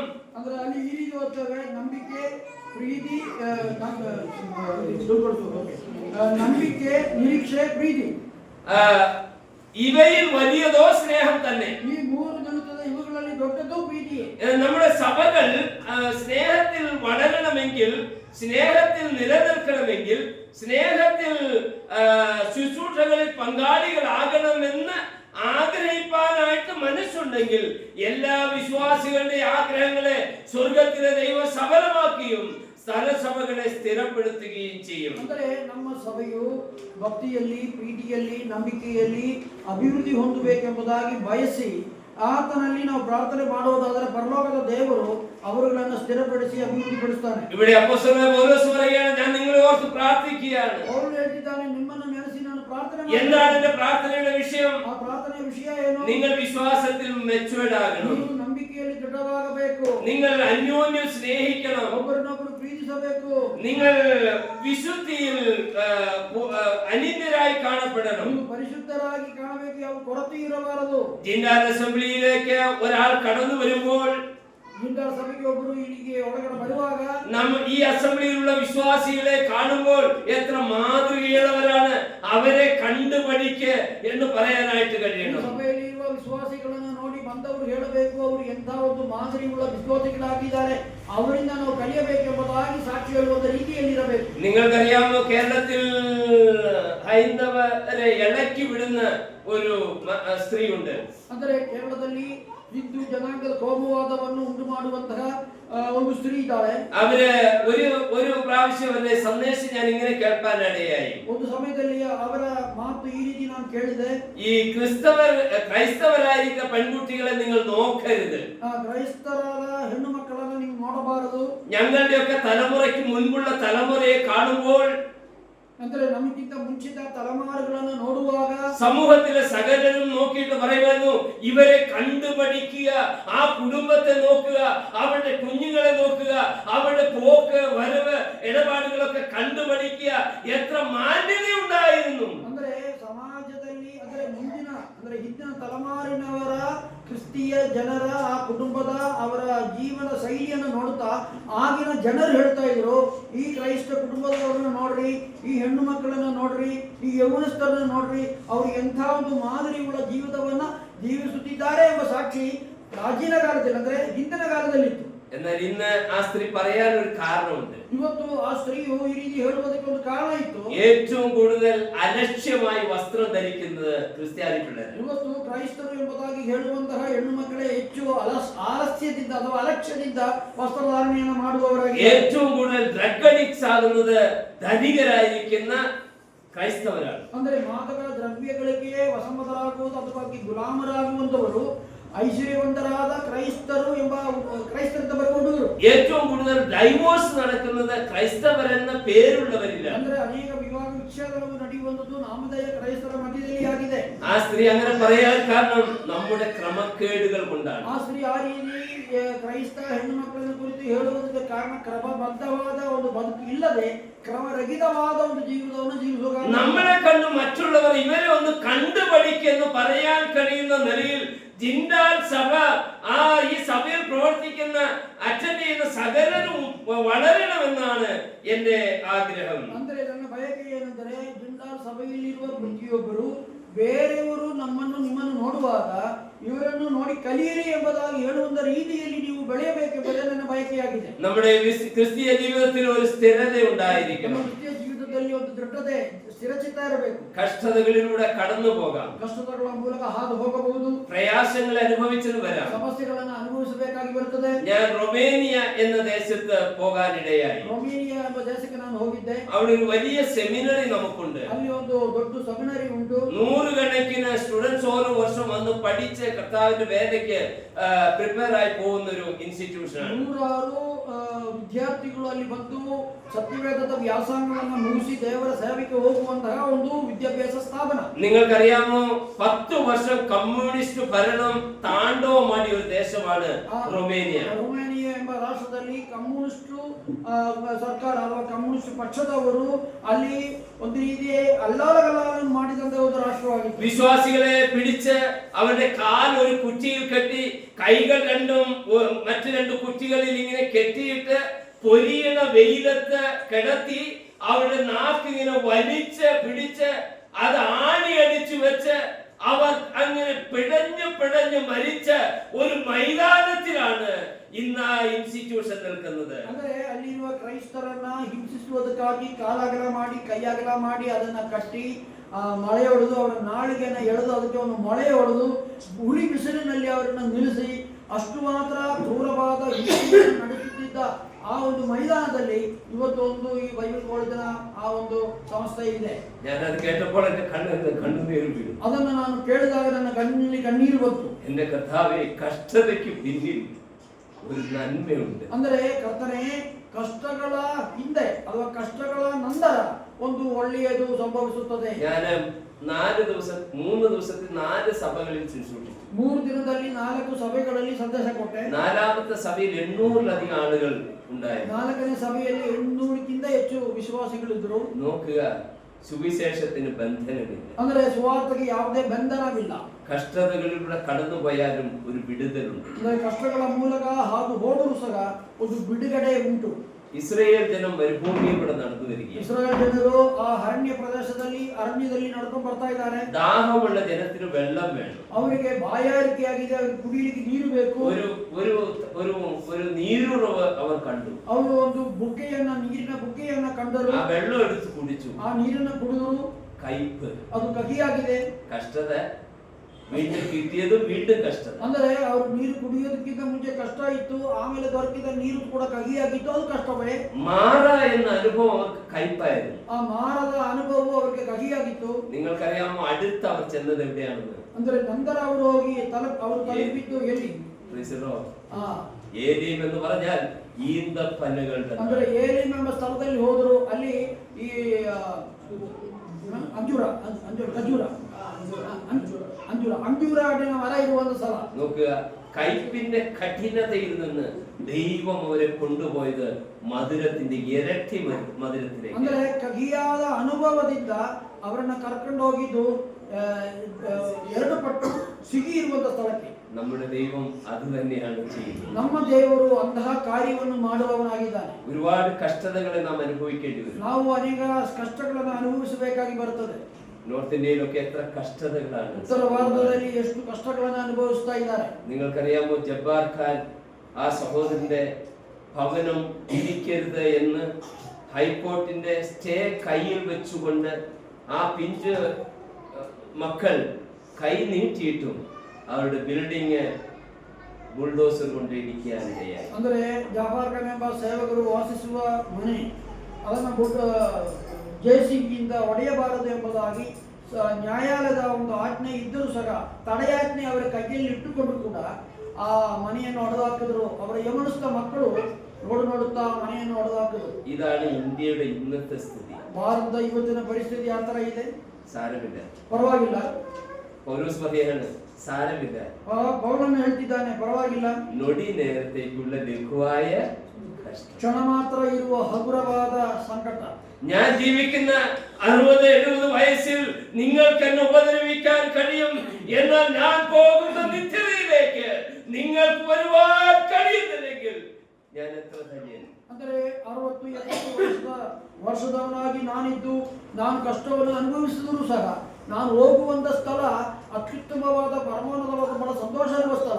ಆ ಸ್ಥಳಕ್ಕೆ ನೀವು ಬರ್ಲಿಕ್ಕೆ ಆಗದೇ ಇದ್ದರೆ ನಿಮ್ಮ ಸ್ಥಿತಿ ಎಂತ ಸ್ಥಿತಿ? എല്ലാ ഭാരതീയരും കർത്താവിനെ അംഗീകരിച്ച് സ്വർഗരാജ്യത്തിന് അവകാശികൾ. അതാണ് നമ്മുടെ ലക്ഷ്യം. എല്ലാ ഭാരതീയರು ಕರ್ತನನ್ನು ಸ್ವಂತ ರಕ್ಷಕನಾಗಿ ಅಂಗೀಕರಿಸಿ ಪರಲೋಕ ರಾಜ್ಯಕ್ಕೆ ಬಾಧ್ಯಸ್ಥರಾಗಬೇಕೆಂಬುದೇ ನಮ್ಮ ಬಯಕೆಯಾಗಿದೆ. നമ്മൾ അതിനുവേണ്ടി പ്രാർത്ഥിക്കുന്നു. ನಾವು ಅದಕ್ಕಾಗಿ ಪ್ರಾರ್ಥನೆ ಮಾಡ್ತೇವೆ. നാം അതിനുവേണ്ടി പ്രവർത്തിക്കുന്നു. ನಾವು ಅದಕ್ಕಾಗಿ ಕೆಲಸ ಮಾಡ್ತೇವೆ. മനഃപൂർവ്വം ഒരുവൻ പാപം ചെയ്ത് തന്റെ നിത്യനാശത്തിലേക്ക് പോയാൽ നമുക്കതിന് ഉത്തരവാദിത്വം. ಅಂದ್ರೆ ಒಬ್ಬನು ಬೇಕಿದ್ದಲೇ ಪಾಪ ಮಾಡಿ ನಿತ್ಯ ನಾಶನಕ್ಕೆ ಹೋದರೆ ಅದರ ಕುರಿತಾಗಿ ನಾವು ಏನು ಮಾಡಲಿಕ್ಕೆ ಆಗುವುದಿಲ್ಲ. പുതിയ നിയമത്തിൽ ഇങ്ങനൊരു ക്യാരക്ടർ, ഒരു കഥാപാത്രത്തെ കർത്താവ് പറഞ്ഞിട്ടുണ്ട്. പുതിയ നിയമത്തിൽ ഒരു സംഭവം കർത്താവ് ಅಂದ್ರೆ ಹೊಸ ಒಡಂಬಡಿಕೆಯಲ್ಲಿ ಕರ್ತನು ಈ ಒಂದು ಸಂಭವದ ಕುರಿತಾಗಿ ಹೇಳಿದ್ದಾನೆ. ഒരു ധനവാൻ ഉണ്ടായിരുന്നു. ಒಬ್ಬ ಐಶ್ವರ್ಯವಂತನಿದ್ದನು. സുഖലോലുപനായി കഴിഞ്ഞു. ಅವನು ಸುಷುಪ್ತಿಯಲ್ಲಿ ಜೀವಿಸುತ್ತಿದ್ದನು. അവന്റെ വാതിൽക്കൽ ലാസർ എന്ന ധനികൻ. ಅವನ ಬಾಗಿಲ ಬಳಿಯಲ್ಲಿ ಲಾಜರನೆಂಬ ಬಡವನಿದ್ದನು. രണ്ടുപേരും മരിച്ചു. ಇಬ್ಬರು ಸತ್ತರು. ഇപ്പൊ നോക്കുക, ധനവാൻ അബ്രാഹാമിന്റെ മടിയിലിരിക്കും. സോറി, ലാസർ അബ്രഹാമിന്റെ മടിയിലിരിക്കും. ಲಾಜರನು ಅಬ್ರಹಾಮನ ಮಡಿಲಲ್ಲಿದ್ದಾನೆ. ധനവാൻ എവിടെ? ധനവാനിದ್ದಾನೆ. ഈ ധനവാൻ ഈ യാതനാ സ്ഥലത്ത് കിടക്കുന്നത് കൊണ്ടല്ല ലാസർ സന്തോഷിക്കുന്നത്. ಅಂದ್ರೆ ಈ ಲಾಜರನಿಗೆ ಸಂತೋಷವಿದೆ, ಅದರ ಐಶ್ವರ್ಯವನ್ನು ಯಾತನೆಯ ಸ್ಥಳದಲ್ಲಿ ಇರುವುದರಿಂದ ಅವನಿಗೆ ಸಂತೋಷ ಅಲ್ಲ. അവന്റെ സന്തോഷം എങ്ങനെയാണ്? ಅವನ ಸಂತೋಷಕ್ಕೆ ಕಾರಣ ಇದುವೇ. കർത്താവേ, ഭൂമിയിൽ ജീവിക്കാൻ തന്ന ദിവസങ്ങൾ എന്റെ ശരീരം വ്രണം നിറഞ്ഞ് എല്ലാവരാൽ ഉപേക്ഷിക്കപ്പെട്ട് ആരാലും പരിഗണിക്കപ്പെടാതെ കിടന്ന ഒരു ജീവിതത്തിൽ നിന്ന് എന്നെ ഇത്ര ഉന്നതമായ നിലയിലേക്ക് ഉയർത്തിയ ദൈവമേ, സ്തോത്രം സ്തോത്രം സ്തോത്രം.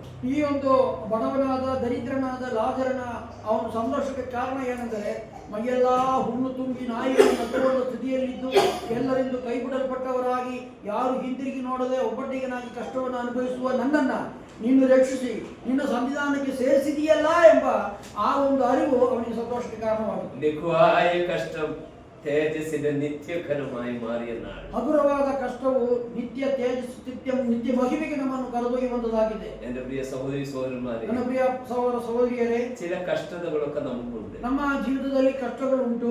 ആ മാറാ കഴിഞ്ഞാൽ ഒരു ഏലിയും. ಆ ಒಂದು ಮಾರ ಅಂದರೆ ಕಹಿ ಅನುಭವ ಆದ ಮೇಲೆ ಏಳಿದೆ, ಸಿಹಿಯಾದ ಅನುಭವ ಬರ್ತದೆ. നമുക്ക് പ്രതിഫലം നൽകുന്ന ദൈവം ജീവിക്കുന്നു. ನಮಗೆ ಪ್ರತಿಫಲವನ್ನು ಪ್ರಶಸ್ತಿಯನ್ನು ಕೊಡುವಂತಹ ದೇವರು ಜೀವಿಸುತ್ತಿದ್ದಾನೆ. അതുകൊണ്ട് ജീവിക്കാം. ಆದ್ದರಿಂದ ನಾವು ಜೀವಿಸೋಣ. നാം സ്ഥിരപ്പെട്ട ജീവിതമായി ನಾವು ಸ್ಥಿರ ಚಿತ್ತದಿಂದ ನಾವು ಜೀವಿಸೋಣ. തെസ്സലോനിക്ക സഭ സ്ഥിരതയുള്ളവരായി. ಆ ತೆಸಲೋನಿಕ ಸಭೆಯವರು ಸ್ಥಿರತೆಯುಳ್ಳವರಾಗಿದ್ದರು. ജിൻഡാൽ സഭ സ്ഥിരതയുള്ള സഭയായി. ಜಿಂಡಾಲ್ ಸಭೆಯು ಅದೇ ರೀತಿ ಸ್ಥಿರತೆಯಿಂದ ಇರಲಿ. ശുശ്രൂഷകന്മാർ സ്ഥിരതയുള്ള ശുശ്രൂഷന്മാരായി. ಇಲ್ಲಿರುವ ಸೇವಕರು ಸ್ಥಿರತೆಯುಳ್ಳವರಾಗಿರಲಿ. നിങ്ങളുടെ നിർണയങ്ങളിൽ വിട്ടുമാറാനായിട്ട് ನಿಮ್ಮ ತೀರ್ಮಾನಗಳನ್ನು ನೀವು ಬಿಟ್ಟುವ ಕದಲಬಾರದು. ತೀರ್ಮಾನಗಳಿಂದ ಕದಲಬಾರದು. നമ്മുടെ കർത്താവായ യേശു ക്രിസ്തു മുഖാന്തരം നമുക്ക് ജയം നൽകുന്ന ദൈവത്തിന് സ്തോത്രം. ಕರ್ತನಾದ ಯೇಸು ಕ್ರಿಸ್ತನ ಮೂಲಕ ಜಯ ಕೊಡುವ ದೇವರಿಗೆ ಸ್ತೋತ್ರವಾಗಲಿ. നമ്മ ഏവരും ചേർന്ന് ഈ വാക്കൊന്ന് പറയാമോ? ಎಲ್ಲರೂ ಸೇರಿ ಈ ಮಾತು ಹೇಳಬಹುದೇ? നമ്മുടെ കർത്താവായ യേശു ക്രിസ്തു മുഖാന്തരം നമുക്ക് ജയം നൽകുന്ന ദൈവത്തിന് സ്തോത്രം. ഹല്ലേലൂയ. കർത്താവ് നമ്മെ സഹായിക്കട്ടെ. സമയത്തിനായി വിശേഷാൽ കർത്തൃദാസൻ വളരെ മനോഹരമായി ട്രാൻസ്ലേറ്റ് ചെയ്തു. Thank you so much. ದೇವರು ಸಹಾಯಿಸುತ್ತೆ.